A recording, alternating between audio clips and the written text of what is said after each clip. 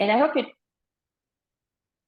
Hey guys, this is Eric Vento with Government to Private. We're on with Czarina again, who is the Chief People Officer for Uptime.com. I just gave you a promotion. I realize Right. that, I was like, but hey, that sounds nice. hey, it's awesome. So this is part two of our successful podcast. We got really great feedback on part one, and now we have some Great. follow-up questions for part two. And so, without further ado, let's go ahead and jump into it. So, Serena, thanks so much for just agreeing to come back. Yeah, no, it was fun the first time, and I'm happy it helped a few people. So, I'm here for it Absolutely. again. Mhm. Absolutely. And now that you have your promotion, you can go back to Uptime and say, hey, I got my promotion finally, you know. Oh my So gosh. it was All right, bestowed, we'll see. So anyways, first question of the night. So what Okay. are some of the items contained in benefits or compensation that can be negotiated? So Yeah. one of the questions that came in was talking about 401k, stock, sign-on bonuses. If Hmm. a lot of guys who are coming out of the military, they don't need health insurance because they already have it that's provided by the federal government. And so That's can that be interesting. negotiated? So um, what do you think about that? Yeah. And I love this question because a lot of times people often just focus on the base salary, but yes, the benefits and the compensation package, that's why it's a package. It extends far beyond that. And you've mentioned a few key items like the 401k match. So most companies offer to match a certain percentage of of the employee contributions to the 401k account. And I always say this is practically free money. So you can negotiate to have a higher match rate or a quicker vesting schedule. I've seen that happen before. And related to that, stock options, you've said that as well, especially in the tech sector, especially for startups. It's a common component of compensation packages. And of course, if the company does well, it could be, substantial. And so you can definitely negotiate the number of options, the vesting schedule, even I've seen for some startups that I've recruited for, even the exercise price in some cases. So, and I mean, of course, the caveat to that, there's some companies that are very strict in their vesting schedule. And for example, at Amazon, if you've heard of it, they're called RSUs, restricted stock units. It's the vesting schedule is set up, and all Amazonians know or have it memorized by now. It's a 4 year vesting schedule. It's 5% your first year, 15% your second year, 40% third year, and then 40% the fourth year. So it's a joke sometimes that people kid around and say that's why after stay at Amazon until your fourth year, if you can hack it. So yeah, it just means if you're given 100 RSUs, you'll get five of those shares 1 year, 50, and so on. So that's not. I don't think there's going to be any change to that because it's pretty much established. But for other companies, that's something you can negotiate as well. I've also seen, especially for contractors, I've seen time off, like vacation time is something they negotiate on if you can't get more on the base salary or the hourly rate. You can negotiate additional vacation days or flexible time off if the company doesn't, provide that. And oh, you mentioned sign-on bonus as well. And that's also typical for companies that have a set base salary. They may be more flexible with a sign-on bonus because number one, it's a one-time expense for a company. Once it's paid, it's done. It's not like a salary increase which is an ongoing commitment and it Right. compounds over time. It also impacts future raises, your bonuses, and even your 401k contributions. The sign-on bonus is, that's it. And a lot of times too, it's easier on the company's cash flow. Um, but I know a lot of employees like it too. I don't know with you, but I've seen a lot of my candidates like they love it because it's an immediate financial boost. They can use it to pay off debt or other needs or go party and things like that. But I always do say, when you're considering sign-on bonus, depending on where you are, there might be different tax considerations. I'm not a tax expert, but I always have to throw that out there. For bonuses versus the regular income, it could cut both ways. Yeah, and there's Um, there's usually a clause in there about staying a certain period of time, otherwise you have to exactly. pay it back, Yeah. So that's, and yeah. that's always something to consider.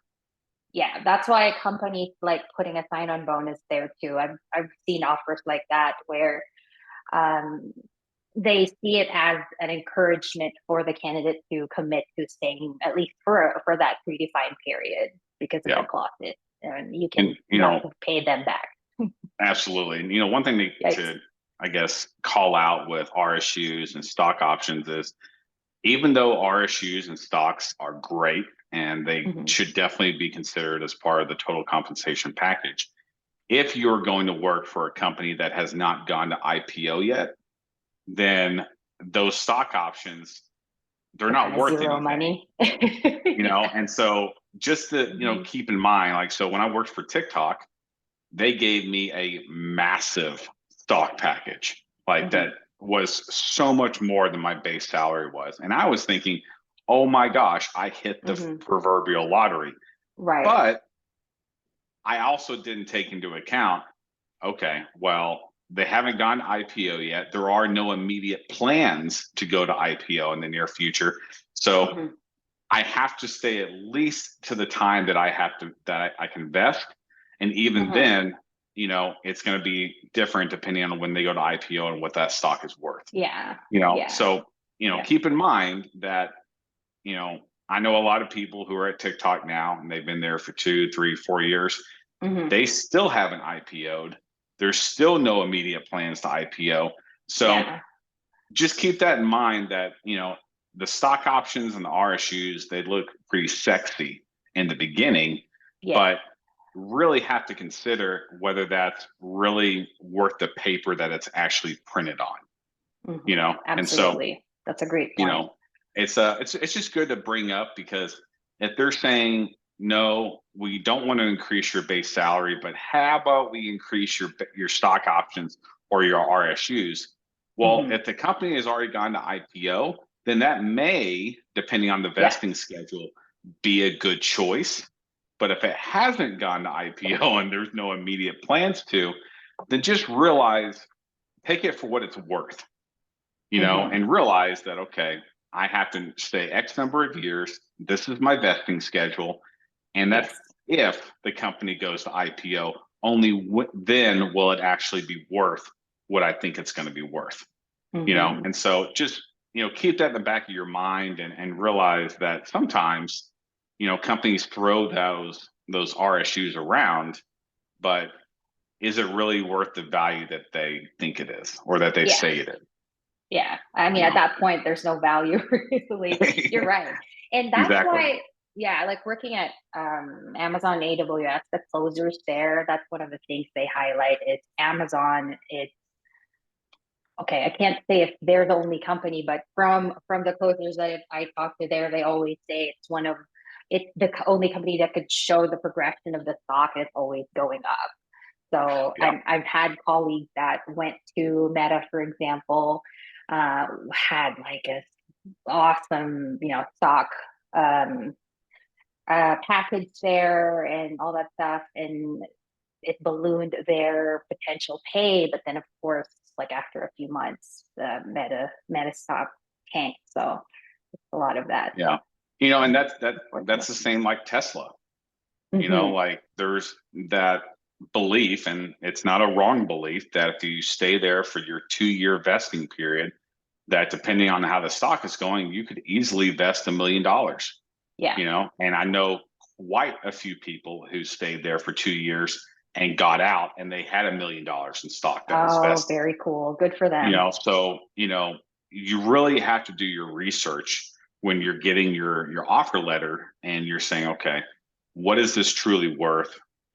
Do I how long do I need to stay to realize the benefits Hmm. that I'm signing my name to?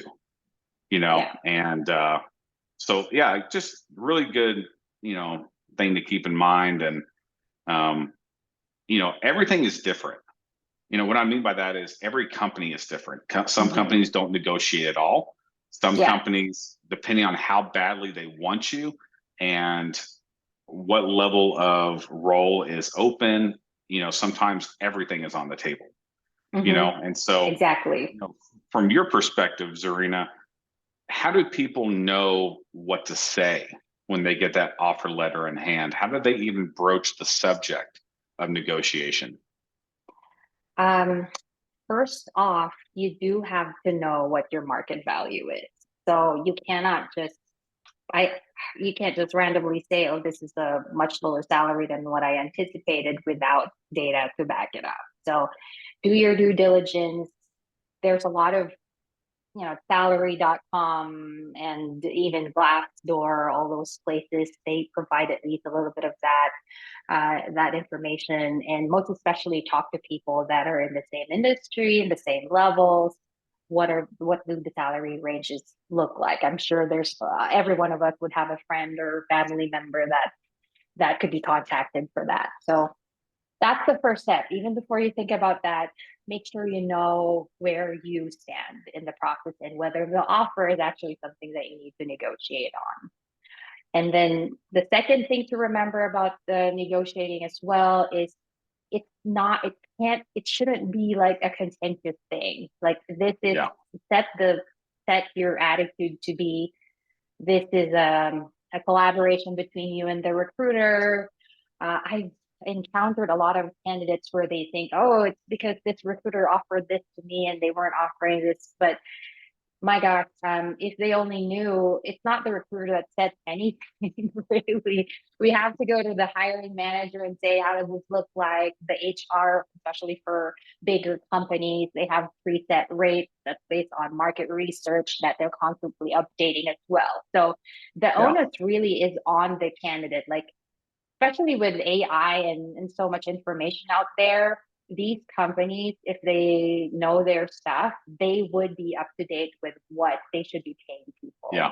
And so if you come in and say, oh, you know, I want X more, and they know that's what the market rate is, and that's where you are level wise, then that might not work well. Absolutely. And, you know, that's a really good point to bring up because, you know, knowing your market value is such a difficult question depending on what industry you're in. And, you know, if you're in the tech world, if you are trying to get on with one of the FANG companies or something like that, Blind is a fantastic website to be a part of. I'm not sure if you've been on Blind at all. I haven't checked that out yet. I'll check that after. Yeah, absolutely. It's really fantastic. And you do need your work email to sign up. So they can verify that you actually are who you say you are, that you work at a specific company. But beyond that, it doesn't impact, you know, any other aspect of your work. But you can go in there and you could say, well, I'm trying to come in at an IC4 for Meta and a software engineering role. And then it automatically tells you, here's what that's going for right now, depending on the location, the organization it's a part of.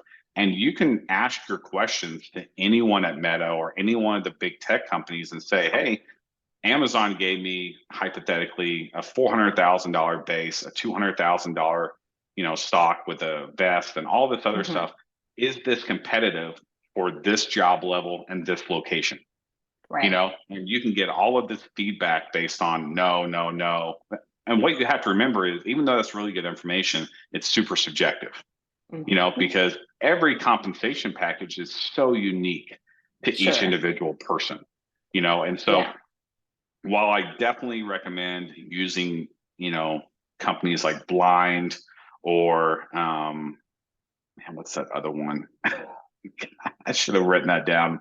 I'll probably come to me later on, but you know, just keep in mind that if you're going to utilize Glassdoor or Pesa or stuff like that, those are really made for the roles that are super, super generic, you know, and ultimately think about who your audience is. Like Glassdoor, a lot of the reviews that you see on Glassdoor are negative.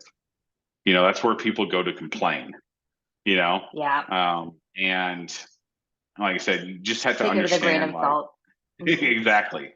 You know, so it's not easy trying to figure out like what your market worth is, but the more that you can talk with people who are actually in those roles and specifically in the locations that you'd like to be, because cost of living does play a part in this. Exactly. Can really help just give you a very foundational baseline of, okay, I'm over, I'm under, but you also have to look at experience level, and there's just a lot of, everything is super, super specific. And that's what I want people to really get a sense of out of this call is that, every compensation package is meant to be as unique as possible to the experience level of each individual candidate. And there's so many different factors that go into a compensation package. And would you agree with that? With bigger companies though, like at Amazon, there's even a tool that you plug in a couple of things and it generates the package for you. So that's cool. It's actually it's not not random or as customized maybe, because Amazon is well known for this. They could only go at a certain amount per base, and that's when I was there, it was 160K. That's it. And then the rest is stock and for I can tell you, for example, for all the because I've recruited for I think 34 job families, and so typically I would see a job and I would go, okay, they would get 20 hours use their first year max, things like that. So there are specific guidelines for bigger companies. For startups, it could be a little loose, but they would still have some how much for this particular level. I mean, if a company is hiring, they should know, they should have done their market research anyway. So for bigger companies, it's harder to negotiate, I believe so, because the recruiter and whoever the closer is, they do have specific levels, and there's an algorithm to calculate where you're at as well. So yeah, absolutely. Well, I think we've spent more than enough time on that question. Do you have any other aspects to add from that? Well, to answer the question, like the previous question, I think you said, or the caveat to that is that person, they normally don't need health insurance because they get it from the government. Then yes, you can negotiate that package as well. I've seen it where they can add more to the base salary because they don't have to cover health insurance, which is a big cost for companies as well. It's not insignificant. Yeah. That makes sense. I guess the final thing that I would add on this is, don't be greedy. Yes. Like if you're satisfied with the compensation and you think it's fair, then don't feel like, oh, they expect me to negotiate. Like, no, just accept it. Like if it's a totally fair package and it meets your expectations, or it's even more than what you were expecting, then just be grateful and accept it.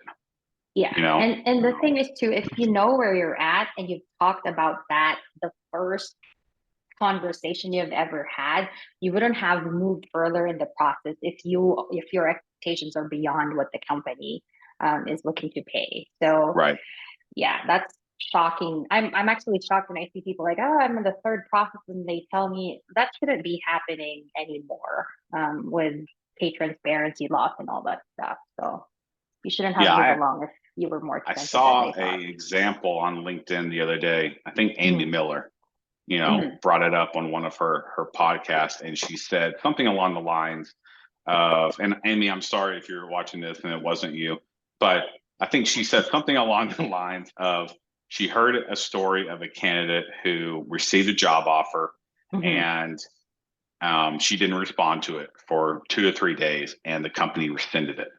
And the candidate, when she was asked, like, why didn't you respond? She said, oh, well, I heard that if you play hard to get, then they will, increase the offer or something like that. And yikes, that is not true, guys. So. Well, first off, they didn't even respond to say, can I get, 24 hours, 48 hours to talk through this with my partner, what have you. Yeah. So that is interesting. Yeah. Is it one of I those was just like, what? TikTok influencers that are suggesting that nowadays? Such an old Exactly. school thinking too. Like this is a world of like instant communication, so there's no excuse for you not to respond to an offer just to say, "Let me think about it." Wow, Absolutely. And that's too bad. it just goes to show you that like there's so much misinformation out there, and Hmm. as much information, as much good information that exists out here on LinkedIn and other places, there's also a lot of bad information. And Yeah. you really have to vet what you're seeing and what you're hearing before you decide to follow it, especially in the job offer process. Hmm. Um, Especially okay. then, yeah, you're already there. Especially then. Yeah. Wow. Okay. Awesome. Well, let's move on to the next question. Hmm. Let's explain the process of the interview loop. And so Okay. usually when we talk about loops, we automatically think about Amazon and Meta and Yeah. Google and, but obviously you worked at Amazon, you were there for quite some time. What's the purpose of the loop and why does it seem to be limited to the big tech companies? Okay. So, I mean, everybody can have an interview loop. They can call it that. It's just basically what the interview process looks like first, second, things to that effect. But of course, yes, a lot of what I know is on the Amazon interview process. And I always actually tell my candidates too, it's just a three-step process. The steps are three steps. You've already done the first one, which is talking to me. And then you move on to typically the hiring manager or senior member of the team for a technical assessment. And then the third one is the actual loop, is what the actual loop that they call, which is this is like the big one. It's like a marathon, typically 1 day of interviews. It's like, um, I mean, I've gone through twice of it, and I know it's grueling, but it could also be enlightening. I've had some candidates that come out and say, "Oh gosh, yeah, I can see now." And it's typically depending on the role and the level. It's typically 4 to 6 back-to-back interviews, and it's a mix of senior leaders, peers, sometimes subordinates, depending on the role. So, um, but the main purpose of the loop and even just talking to the recruiter the very first, your very first call, and I I I don't think a lot of candidates realize this is that it's a determination if whether you're worth the time spent to move forward in the process. So, for example, I tell my candidates, okay, so you're going to be interviewed next by a manager who is earning, let's just say, 800,000 a year. So, for that hour that he's going to put in interviewing you, are you worth that? That's really what it is. So as we move on in the process as well, it's determined whether you're worth it. So after the recruiter interview, you move on to the hiring manager or the senior member of the team for that technical assessment. They consider, is it worth putting in 4 to 6 interviewers? Some are senior leaders. The time of the recruiting coordinator to arrange that, but those are the schedulers. The time of all these people, are you worth giving you? Is it worth giving you that shot? Like imagine, like especially like Amazon, there's a monetary value for all Yeah. that time too. So that's why there's interview loops. And I know it's so frustrating sometimes with people, some companies, like there's several steps, but it is necessary because it's a big commitment. I mean, you have to also through this process too. It's also you determining if this is really, if it feels right for you.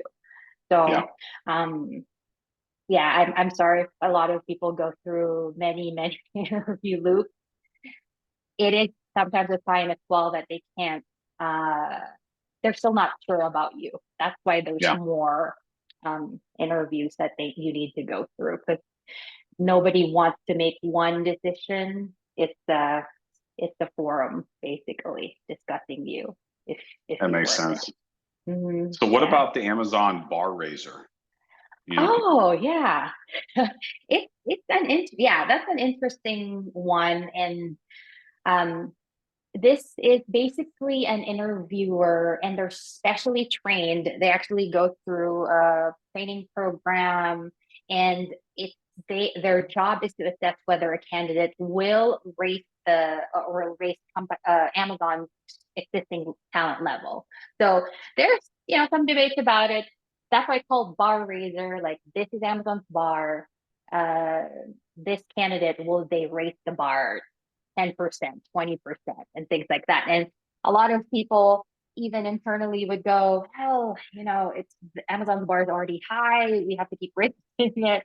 So, but these folks, they have veto power, and their assessment, it weighs heavily in the final decision making process as well. So, their job is also to make sure to check biases, and also to make sure that a certain team, um, they're just not jumping in like excited to hire this person without thinking things through. So they're kind of a wet blanket in a way.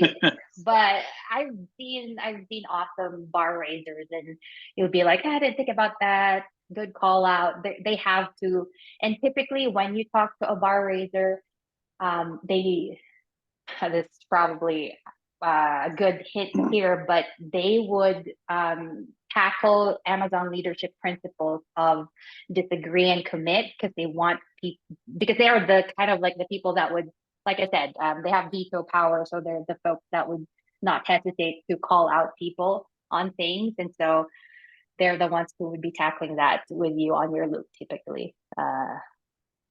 Disagree and commit. And I'm trying to remember what other thing usually for a bar racer, but yeah, it's I think they're important to the process. It can make Yep. or break an interview sometimes.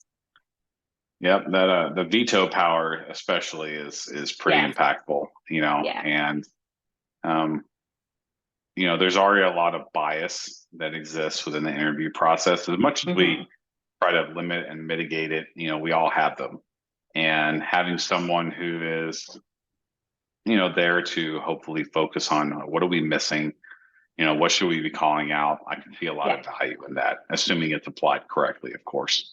So yeah, and they're awesome. typically not even in the same job family or not in the same org. They have to be a separate entity as well. So Yeah, I think it's cool. absolutely. Absolutely. Awesome. Well, appreciate jumping in there and helping us understand the loop Mhm. process and the function of the bar raiser. And that wasn't a specific question, but I know people are thinking about that as well, because there's a lot of information out there about the bar raiser, and Yeah. just want to make sure that any misconceptions that people have about that function are dispelled. Yeah. Yeah. I mean, when I went through my rounds, that's the interview that I would worry about, because the other folks, they know what I do because they do it too. They're in the team that I'm joining. But the bar raiser, like I said, could be a completely different person. I have to make them understand. And it's sometimes, like I have to make them understand that I'm good for this, even though they Yeah, don't necessarily do this job function. It's tricky. absolutely. Well, on to the next question. So, how many interviews is appropriate before you ask if they expect to have a selection made? Okay. I Yeah. know this is a super subjective question. Some companies do one interview, some companies like to stretch it out over a period of several hmm weeks, but hmm in general, how should people approach that question? Yeah, when I get asked this question, I always my go-to is always to say, uh think of your interviews as a sales funnel, especially when I talk to people, but everybody typically knows what a sales funnel is. It's weird, I know, but like in sales, you have this funnel, you start by catching someone's attention, they're a prospect, they're window shopping, they're browsing around, and then that potential customer moves down the funnel, they get more invested, they ask more specific questions, check out prices.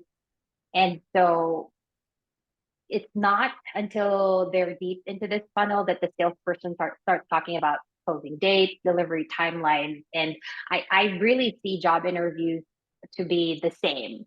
you start at one resume among hundreds a lot of times.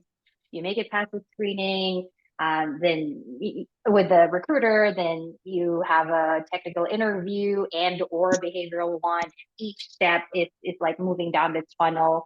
Both you and the company are investing more time and energy into this relationship. So when you ask this about the timeline, well, in sales, you don't really, I don't think people, I mean, correct me if I'm wrong now with sales, but when I was doing it a while back, you don't discuss closing the deal when the customer is just browsing.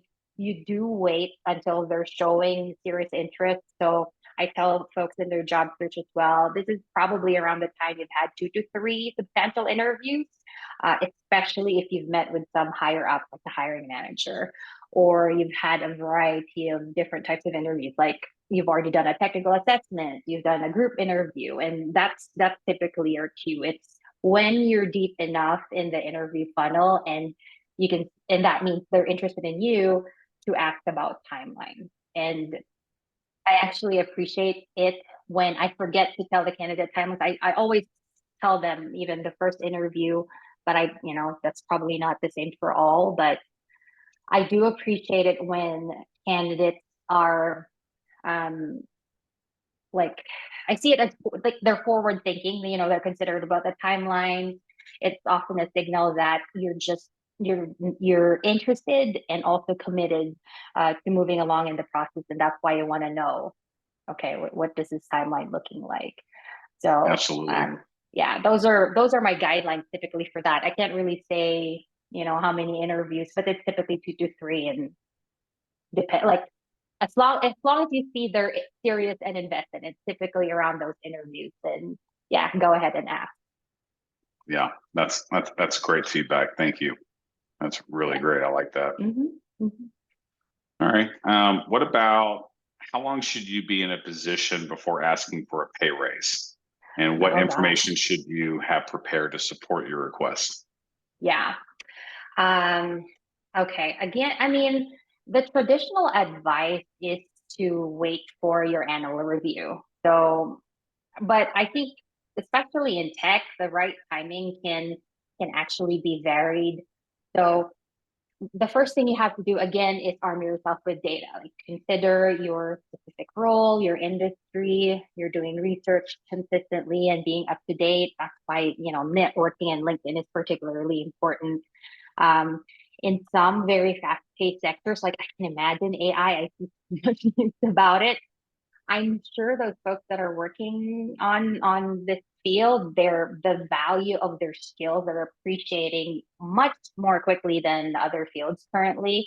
So in those cases, waiting for a year might mean you're missing out on being paid what you're worth in this very dynamic market that, when you're hot. So you should also note that you could be working on a project today using tech that didn't even exist 6 months ago. And so in tech, it could be volatile and it's fast paced. So the market rate for your skills could increase substantially in a short amount of time. So that's not necessarily in a year. Um, so that's one aspect I want folks to consider is the data that you have on where you're sitting right now.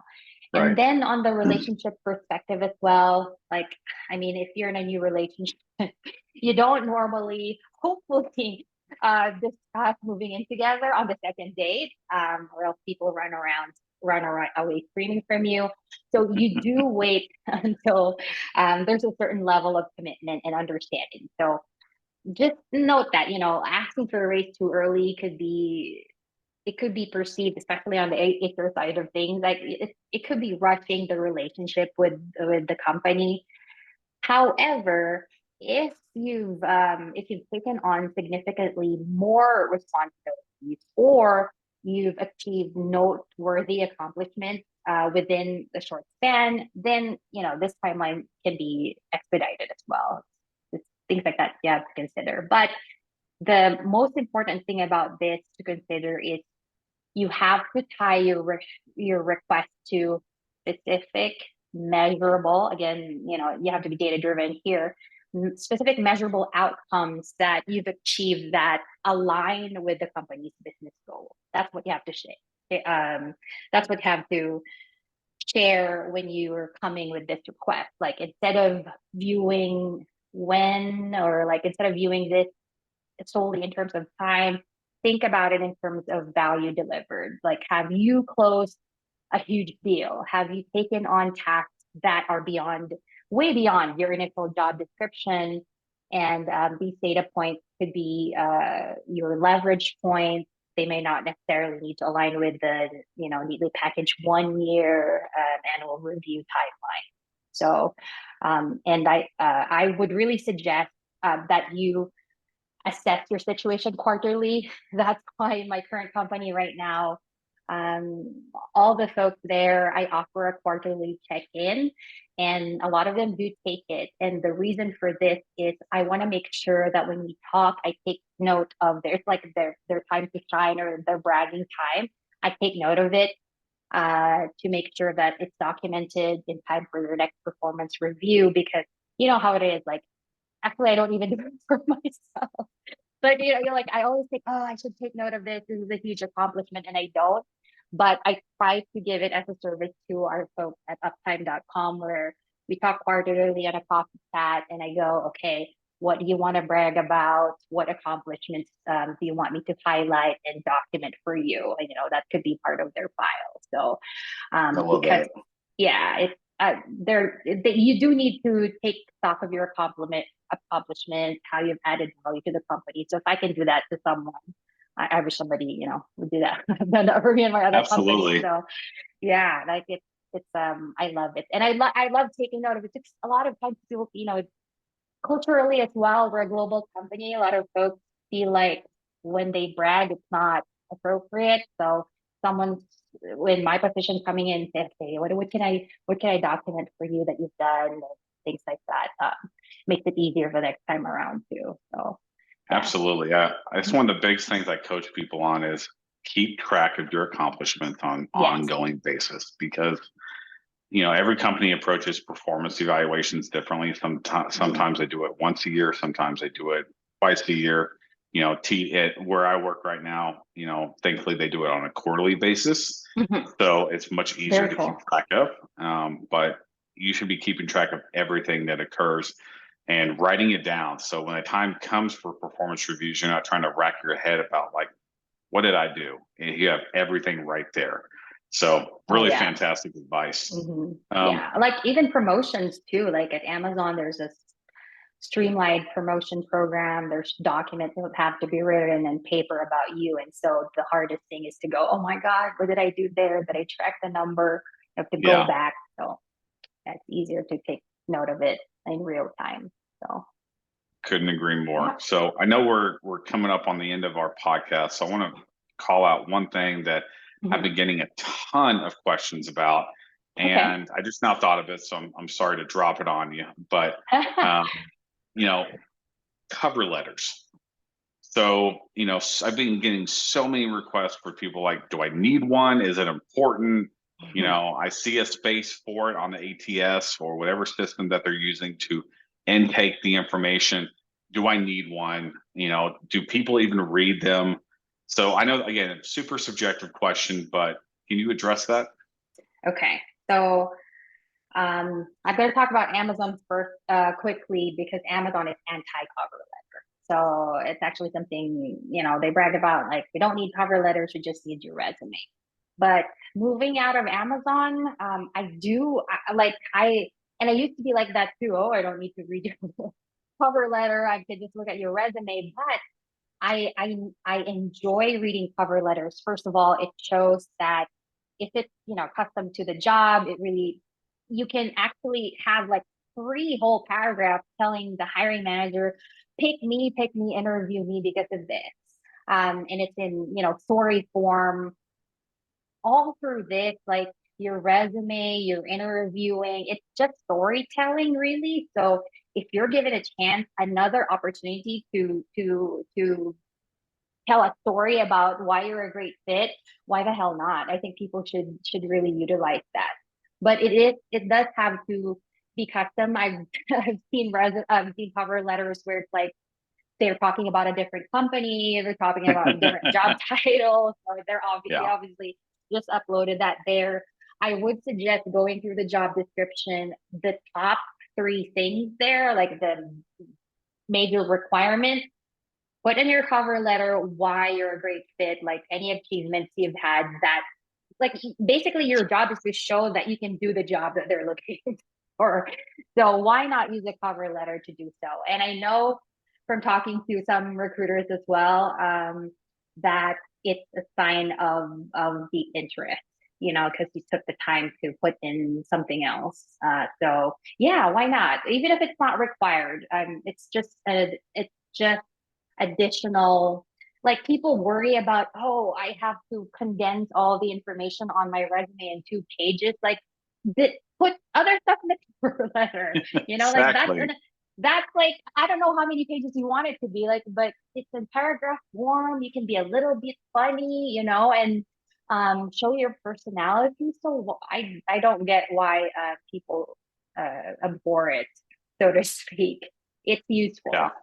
Yeah. Hmm. I definitely see it as, if the company endorses it and they say, Hmm. hey, we want it, I see quite a few ATS systems that are obviously not Workday that company used, and their cover letter is actually required in addition Hmm. to the resume. Yes. Obviously, from that perspective, they want it, and it's not just a checkbox, but Hmm. um, you know, I also wonder, and I'll never know the answer to this, but I also wonder how many times people actually read them, you Yeah. know, and Okay.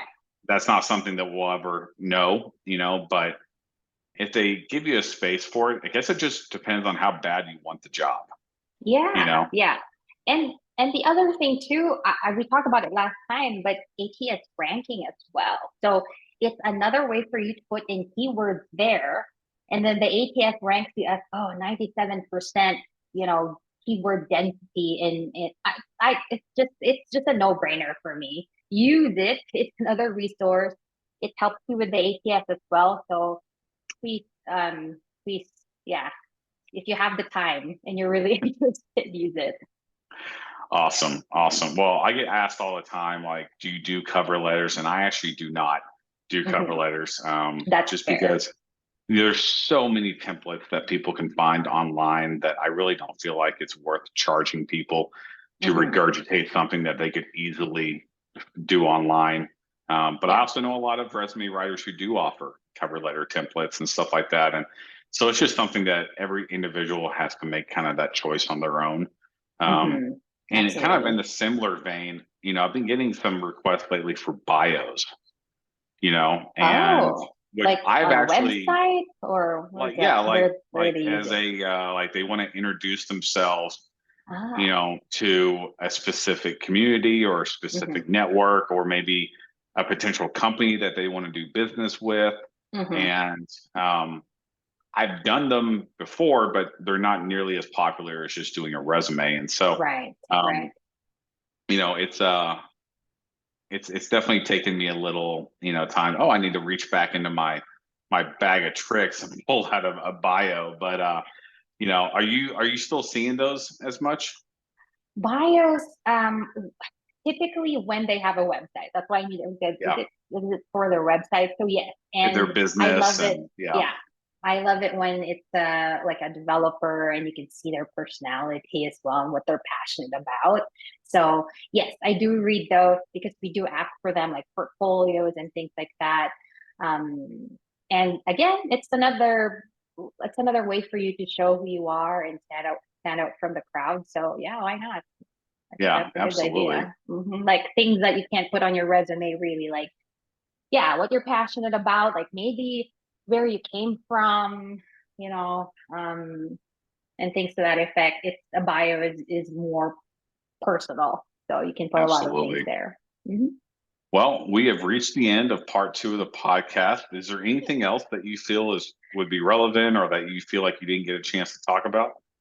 No, I think it's pretty much covered everything, Eric. And yeah, I love having these conversations. I always think, and when I post on LinkedIn as well, those are typically inspired by someone reaching out to me asking this question. And then I always think, if one person's asking this, I'm sure there's maybe one more. So if I can reach Absolutely. those two people, then that's great. So hopefully this is helpful for folks as well. I'm sure Yeah. it will be. I mean, you know, I can talk all day until I'm blue in the face about people transitioning, but Mhm. HR and ATS and all of those questions, I mean, those are questions that consistently come up across the board. And so this is hugely valuable. And I just now remembered, you know, in addition to the Team Blind Mhm. um, website that I mentioned earlier, the other one was Candor, Oh, okay. I'll check those out. candor.co. Mhm. And I did update the article on my profile, guys, about key companies to follow during the transition process with Mhm. those two companies. Highly recommend that you check those out as well. But there's getting to be so many resources nowadays, especially from an AI perspective, Yeah. that give you the chance to really kind of show a new face or to present your information in a different way. Mhm. And you know, if you see something like that that you think that I would be interested in, that we could feature on here, please let me know. Yeah. Yeah, I Um, actually encourage people to use AI as like and there's many ways to go about it. And I love that. I mean, I know some candidates are like, is it okay if I use AI? Like, yeah, it's a yeah, tool. Go ahead and use it. If it's absolutely. able you to present yourself better, I am all for it. I'm here for the benefits of it. So yeah, that might be a good topic for next time. Awesome. Well, Czarina, thank you so much Mhm. for participating again. We've My loved pleasure. having you, and I look forward to the feedback from this. All right. Thanks, Eric. All right. Have a good Thanks. Have a one. great night. Bye.